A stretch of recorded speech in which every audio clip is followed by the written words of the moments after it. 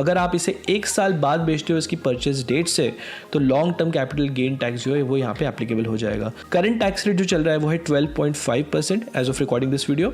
तो अगर total long term capital gains अगर उस पर्टिकुलर टैक्स ईयर में आपके 1.25 लाख से एक्सीड हो जाते हैं तो 12.5% का आपको टैक्स लगेगा। सिंपल सी बात है, अगर मान लेते हैं आपने 2 लाख रुपए लगाए थे उस फंड में और आपको टोटल गेन्स जो हुए हैं उस पर्टिकुलर टैक्स ईयर में वो है 2,25,000 के, तो अप टू 1.25 लाख तक तो आपको टैक्स नहीं लगेगा। Of course this include all your investments across any mutual fund investments that you have done in that tax year. ठीक है, हम मान के चलते हैं आपने एक ही फंड में लगाया था, 2 लाख रुपए डाले थे, उसकी वैल्यू हो गई है 4.25 लाख और आपने पैसा रिडीम भी कर लिया है, तो 2.25 लाख का जो टोटल कैपिटल गेन्स है वो आपका काउंट हो जाएगा।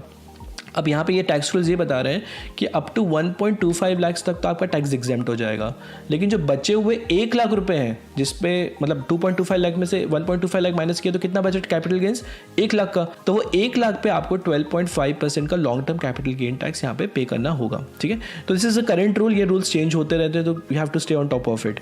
और वहीं अगर आपने 1 साल के पहले अगर अपने फंड्स को सेल कर दिया या रिडीम कर दिया तो आपको short term capital gain tax पे करना पड़ेगा, जो कि काफ़ी ज़्यादा होता है, अराउंड 20% चल रहा है हाल फिलहाल। ठीक है, इसमें सेस और सर्चार्ज तो इंक्लूडेड नहीं है 20% में, तो that adds up even more.